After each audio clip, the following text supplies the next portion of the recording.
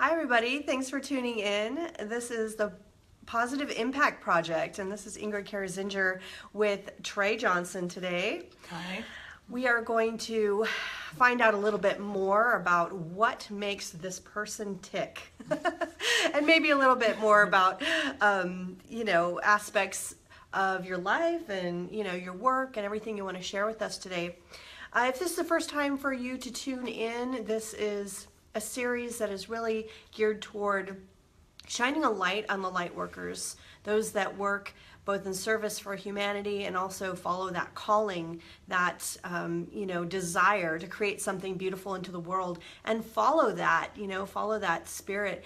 And it's really inspiring, I think, to all those of us who maybe are afraid to or have something inside of us that we want to create or follow that dream, but we need that validation. And I feel like people like Trey really help us to see that in ourselves and say, it's okay. It's okay to follow your dream and do what you want, and you can live that way.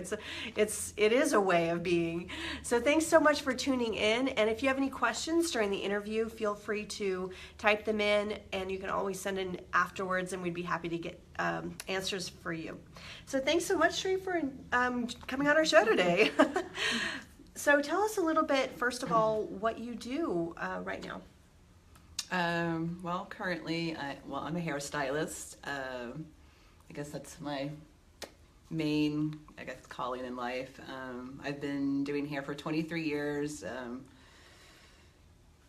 And I look at back in retrospect, probably younger than that. It's just kind of always been there. But it's been an amazing career. It's really has done me well. It's really a great environment for me to be in and to really, really put out my talents. And it nurtures me too. So. And you do other things too, don't you? You have a lot of artistic talents.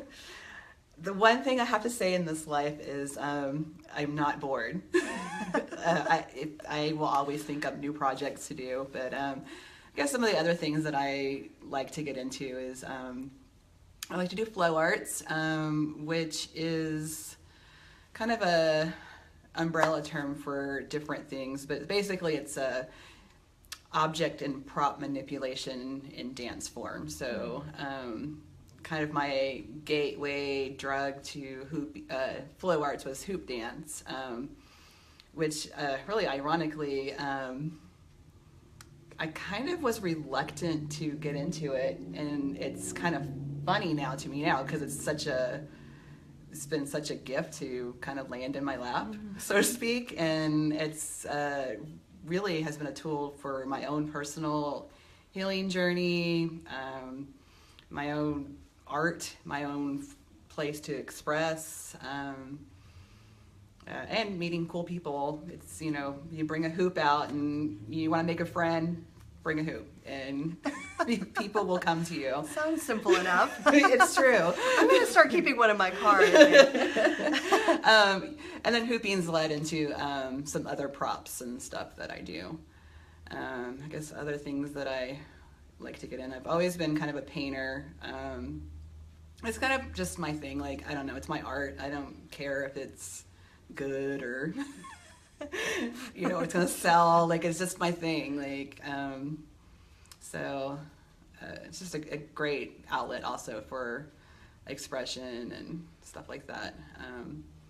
And photography is another thing I dabble into, and photography was actually what I wanted to do when I was younger, when I wanted to be when I grew up, and I actually had started going to school for photography, and one day happened to drive past a hair school and completely changed my route, which actually I think now I look in retrospect, it was the route to photography. It was just taking a different route, because it's all kind of come back together again for me.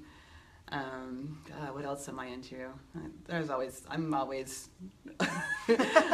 trying something new. And that in itself is a talent. Some things stick, some things, there's just a moment. So tell me what got you into, well, I guess hairdressing, because that's what you do. You're a hair artist. How did you get into that originally?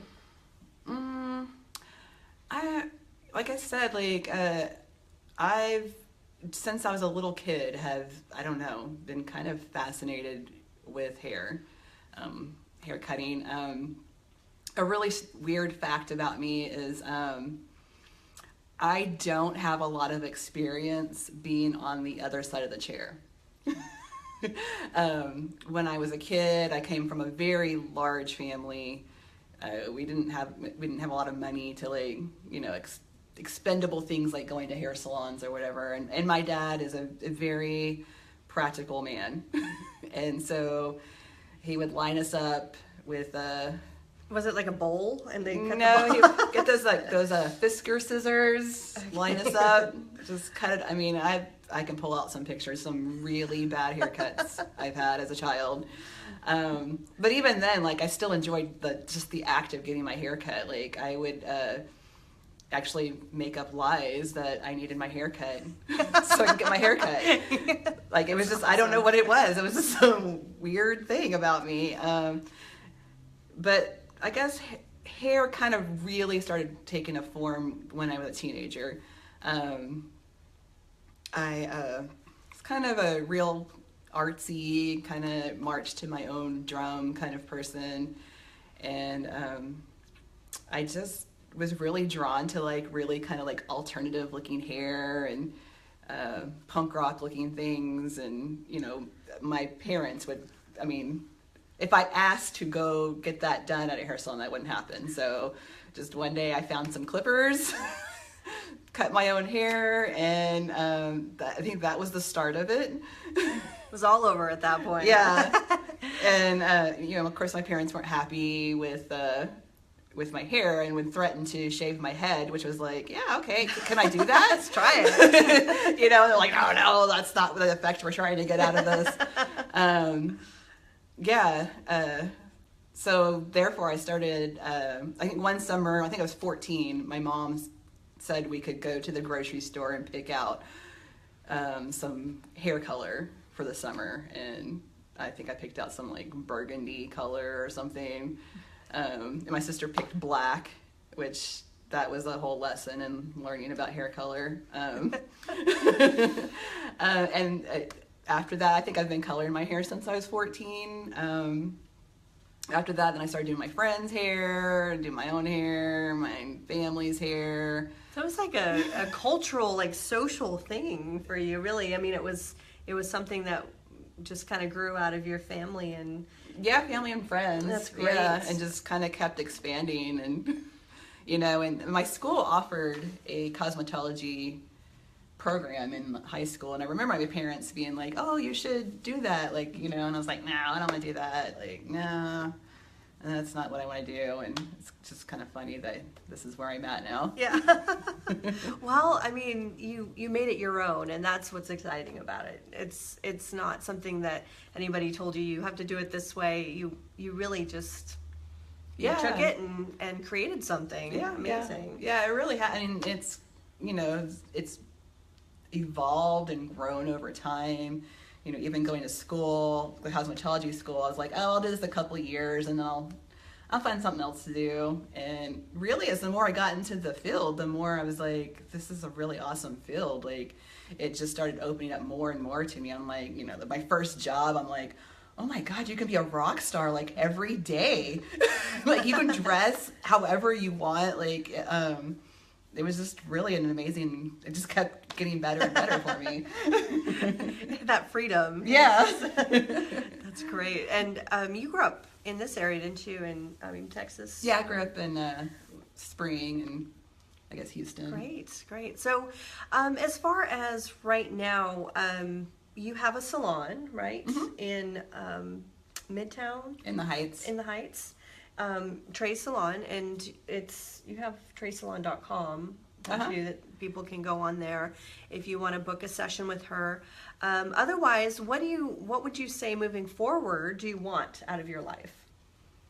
I'm kind of, that's a really good question, because I am at a point in my life where I have a child. Well, he's not a child anymore. He's 23 years old, and he's kind of wrapping up school, and it's time to to fly out of the nest, and you know, I'm like really have been kind of just going back and being like, what do I want to do with my life? Like, I have all this freedom, you know.